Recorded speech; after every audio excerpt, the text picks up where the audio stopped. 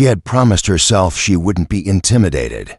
But standing before the towering glass building, Emma Carter felt her pulse quicken. The winter wind bit at her cheeks, and the city's noise seemed to fade into a dull hum as she stared at the steel and glass, stretching endlessly above her. This was the opportunity she had fought for through sleepless nights, double shifts, and countless rejections. Inside these walls was a company whose name carried power in every corner of the financial world.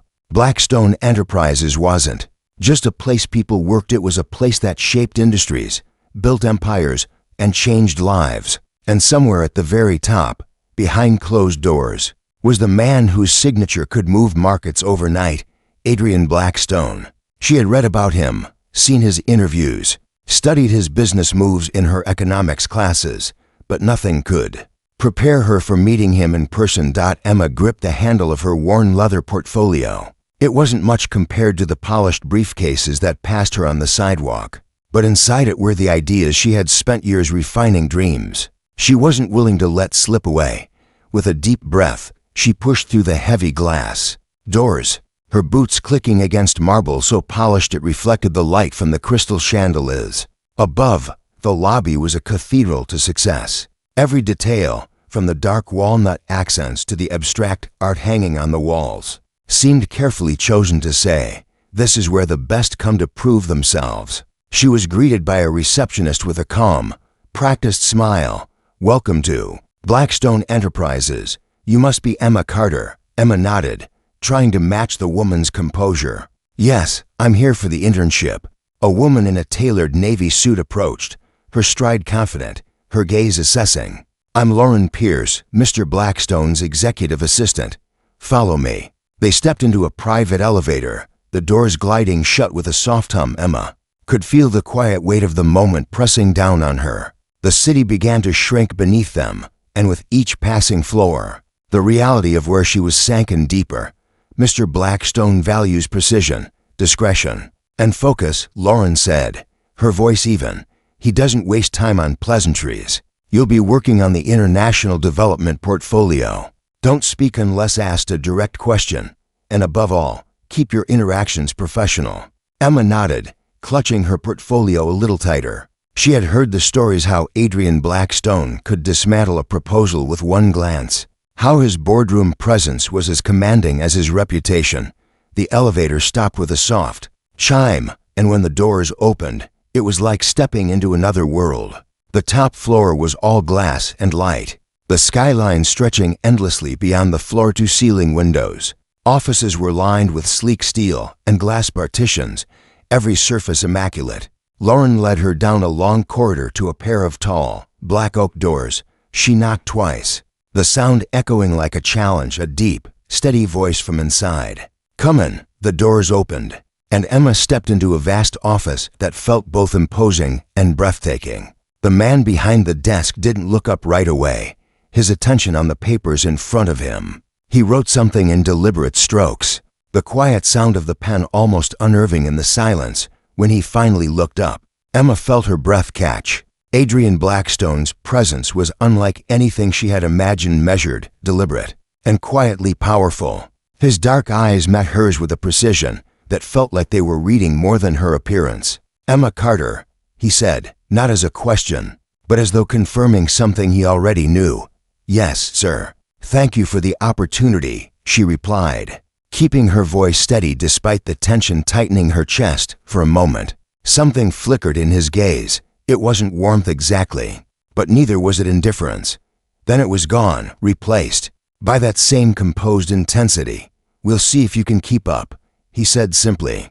As she turned to leave, Emma hesitated for the briefest second, offering a small, genuine smile, one that carried no agenda, no calculated charm. Just gratitude. Adrian didn't react outwardly, but the moment lingered, quiet and unexplainable. As the doors closed behind her, what neither of them knew was that the smallest of gestures can sometimes shift the course of everything. 3 days later, Emma was beginning to understand why people called working at Blackstone Enterprises both a privilege and a trial by fire. The pace was relentless. Memos appeared on her desk with deadlines so tight they seemed almost impossible. Meetings shifted without warning, and she had to be ready with updated reports at a moment's notice. Every detail mattered down to the font size in presentations and the exact shade of blue in the company's branding. She had barely taken a sip of her morning coffee when Lauren appeared at her desk. "Mr. Blackstone wants you in the conference room in 5 minutes." Emma's pulse quickened. She had been in the same room with him twice since her first day, both times as an observer, quietly taking notes while he spoke with a calm authority that made even the most seasoned executives fall silent. She grabbed her notepad and followed Lauren through the glass corridors. The conference room was already occupied when she stepped inside. Senior managers lined one side of the table, their laptops open, charts glowing on screens. At the head of the table sat Adrian Blackstone, perfectly still, his gaze fixed on a document before him. "Carter," he said without looking up, "tell me what you see in these numbers." Emma froze for a fraction of a second, then stepped closer to the screen displaying the quarterly projections for an overseas expansion. She knew the project. It was the one she'd been quietly researching in the background, thinking she might never get the chance to contribute. "The growth forecast assumes consistent market stability," she began carefully, "but the recent policy changes in the target country suggest we may face a 12-month delay in securing permits. That could increase operational costs by nearly 15%. A ripple of surprise moved through the room. Adrian's eyes lifted, holding hers for a moment that felt longer than it was. "And your recommendation? Adjust the rollout strategy," she said, steadying her voice. "Launch in phases, starting with urban centers where approval is less restrictive. That minimizes risk and preserves capital." The silence in the room was heavy, as though everyone was waiting for a verdict. Adrian leaned back slightly, tapping his pen once against the table. "Noted," he said finally, his tone unreadable. "Continue." The rest of the meeting moved quickly. Decisions made with precision and authority. Emma kept taking notes, but she could feel his gaze on her more than once, as if measuring something beyond her analysis. When it ended, people began filing out, but Lauren touched Emma's arm. "Mr. Blackstone would like a word." The others left, and the room grew quiet. Adrian closed the folder in front of him, his expression unreadable. "You saw something my own senior analysts missed. Was that instinct or preparation?" "Both," she admitted. "I make it a habit to learn everything I can about the projects I'm assigned to, even if I'm not directly involved yet." His mouth lifted just slightly, not quite a smile, but something close. "Good. Keep doing that. But understand accuracy matters here more than ambition. One wrong call in this business can cost millions." "I understand." As she turned to leave, she caught his gaze again. For the briefest moment, there was a question in his eyes, unspoken, uncertain before he looked away. Emma walked back to her desk with a strange mix of relief and curiosity. She had just earned the attention of a man who trusted almost no one. She didn't know why it mattered so much, but it did, and deep inside, a small voice whispered that this was only the beginning. The following week brought a storm neither the weather nor the news had predicted. It began on a Tuesday morning, when Emma was called to deliver an updated market report to Adrian's office. She expected a routine exchange, drop off the folder, receive a brief nod, and return to her desk. But when the elevator doors opened onto the top floor, she noticed an unusual tension in the air. Assistants moved quickly, speaking in low voices. Phones rang without pause. Lauren met her halfway down the corridor. "He's in a meeting with the legal team," she said, her tone clipped. "Stay nearby. He might need you."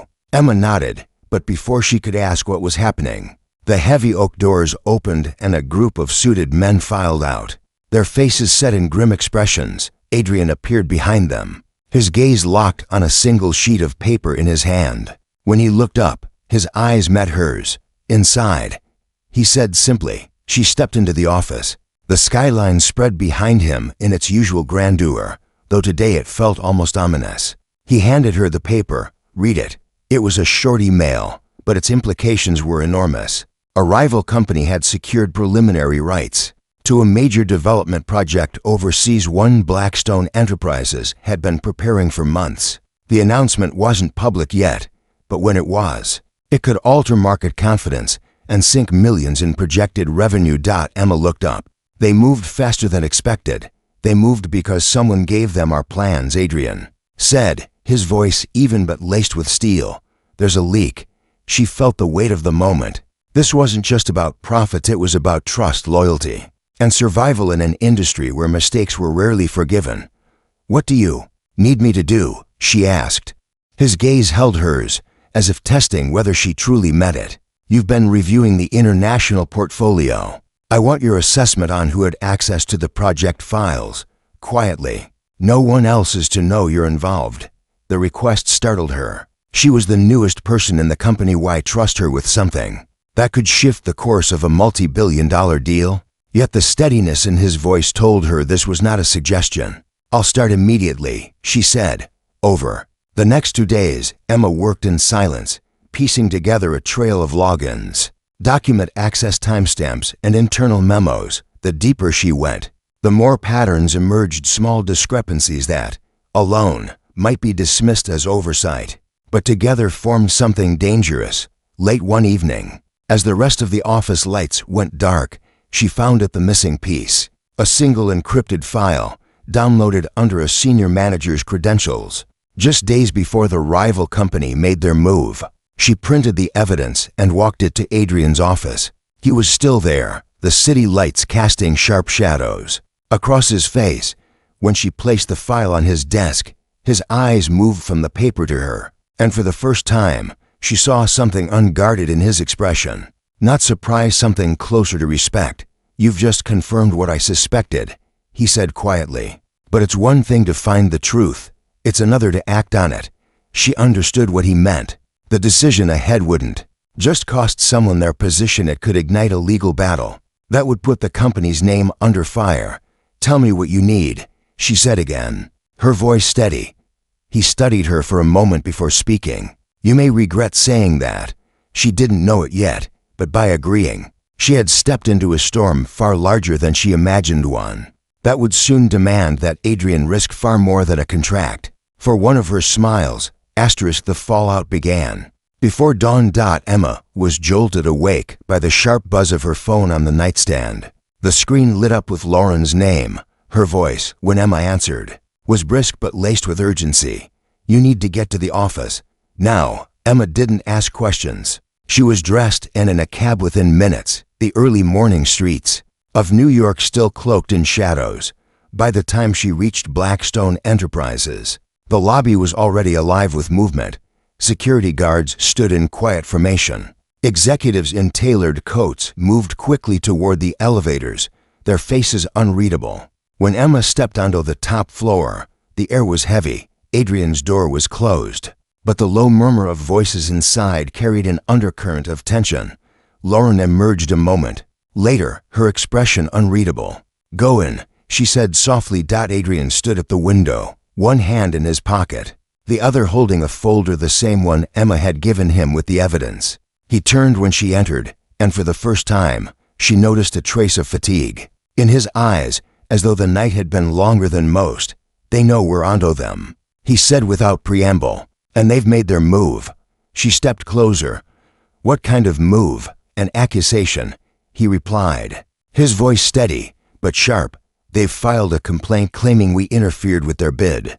They're trying to make this about corporate misconduct, to turn the spotlight on us before we can expose them. The realization hit her like cold water. They're trying to discredit you. His jaw tightened. They're trying to discredit us. Emma understood what that meant. If this escalated, it wouldn't just threaten a single project. It could fracture investor confidence, sink stock prices, and stain the company's reputation. And yet, here he was, speaking as though they were standing on the same side of the line. What can I do? She asked. He looked at her for a long moment, then crossed the room and placed the folder back in her hands. You keep digging. If they want a fight, they'll get one. But we win it with truth, not noise. The hours that followed blurred into a relentless stream of work.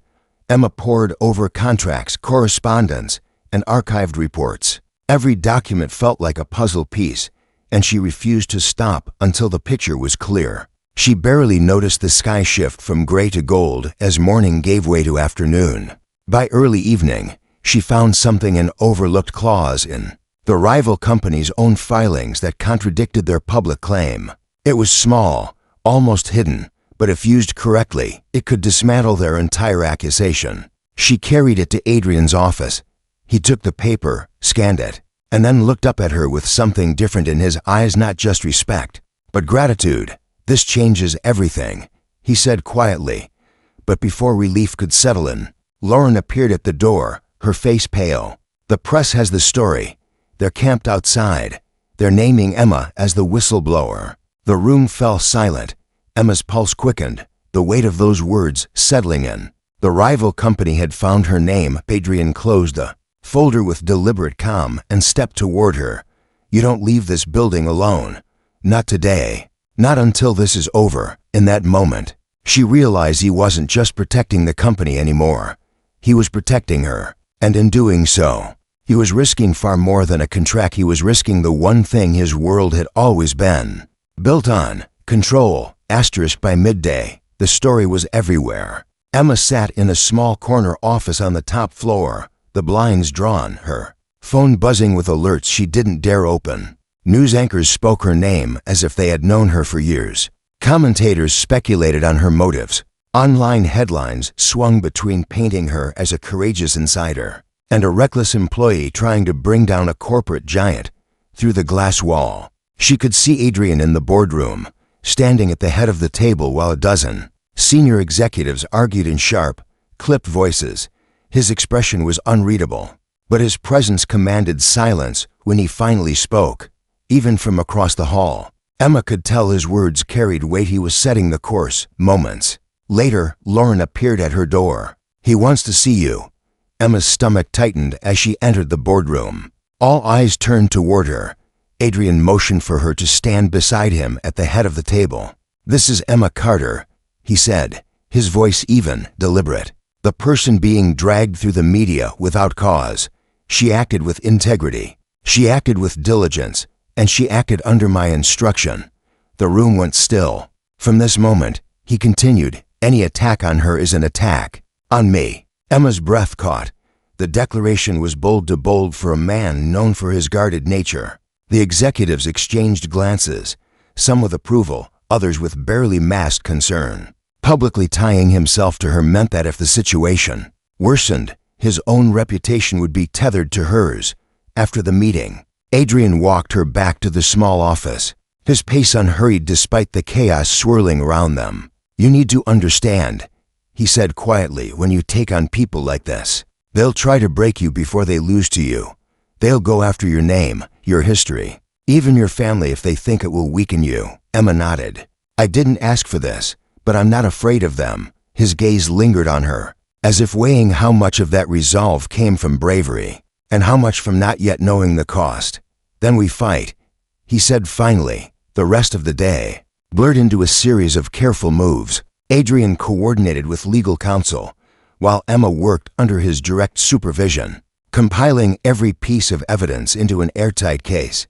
Every so often, she caught him watching her, not with suspicion, but with a focus that felt both protective and calculating. By evening, the building had emptied, the usual hum replaced by a heavy stillness. Adrian closed the file they'd been reviewing and leaned back slightly, his voice quieter now. "When this is over, you'll have choices, bigger offers, open doors, but you'll also have enemies. The kind that remember faces." She met his eyes. "Then I'll remember theirs, for the first time since this began." A faint smile touched his lips. It wasn't amusement, it was something closer to respect, mingled with a hint of relief. But before either could speak again, Lauren entered with urgent news. "The rival company just called a press conference for tomorrow morning. They're naming you, Adrian, as the instigator. They're doubling down." Emma expected him to react with anger or frustration, but instead he stood, walked to the window, and stared out at the city. "Then tomorrow," he said, his voice low but certain, "we take this fight into the open." And in that instant, she understood he wasn't just protecting her anymore. He was standing beside her, and that choice could cost him everything. The next morning, the city felt sharper, as if the air itself carried the weight of what was coming. Em arrived at Blackstone Enterprises before sunrise. The streets outside were already lined with reporters, their cameras trained on the building's entrance, microphones poised for the first sign of movement. Security ushered her through a side entrance, but even there she caught the echo of voices calling her name inside. The atmosphere was tense but purposeful. Assistants moved quickly. Legal teams reviewed last-minute documents, and the steady hum of printers filled the background. Adrian's office door was closed, but she could see his silhouette against the tall windows, motionless, as if gathering his thoughts before stepping into the storm. Lauren appeared at her side. "He's about to go live. He wants you there." Emma followed her in, her pulse a steady drumbeat in her ears. Adrian turned from the window when they entered. His suit was impeccable, but it wasn't the tailoring that struck her. It was the steadiness in his gaze, the quiet certainty that made even the most volatile moments feel controlled. "You don't have to be on camera," he told her, "but you should be in the room when it happens." "I'll be here," she said simply. Minutes later, they walked together into the press room. Flashbulbs erupted instantly, voices overlapping with questions shouted across the space. Adrian stepped to the podium, and just like in the boardroom, his presence alone brought the noise down to a low murmur. "Yesterday," he began, his voice clear and measured, "a false narrative was set in motion, a narrative designed to damage my company and the people who work here. One person in particular has been targeted unfairly, Emma Carter." Every camera in the room turned toward her. "She is not a saboteur," Adrian continued. "She is not a reckless insider. She is an intern who uncovered misconduct that others missed, and she did so under my instruction. If there is fault to be found, it rests with me, not with her." The room was silent for a heartbeat before the questions began again. Adrian fielded each one with precision, never wavering, never allowing them to twist his words. Then he produced the documents. Emma had helped compile the evidence that not only cleared them, but revealed the rival company's own violations. By the time the conference ended, the air had shifted. The reporters were no longer circling him like prey, but tracking the unfolding reversal of the story. The cameras followed them as they left, but Adrian kept his pace even, his hand briefly brushing Emma's arm as they exited, a silent gesture of reassurance. Back upstairs, the relief was palpable. Staff members exchanged quick smiles, the tension that had gripped the office for days finally loosening. But in Adrian's office, the quiet felt different. "You realize what you just did out there," Emma said softly. "Yes," he replied, "and I'd do it again. You put your name on the line for me." His gaze held hers steadily. "Some things are worth the risk." She didn't know how to respond to that, not without revealing the sudden, unsteady warmth that filled her chest. Instead, she offered a small, genuine smile, the same kind she had given him on her first day. And just like then, something in his expression shifted, almost imperceptibly. The storm had passed, but something new had taken root in its place, something unspoken, steady, and quietly powerful. They both knew the fight had changed more than just the headlines. It had changed them. And neither was entirely sure where that change would lead.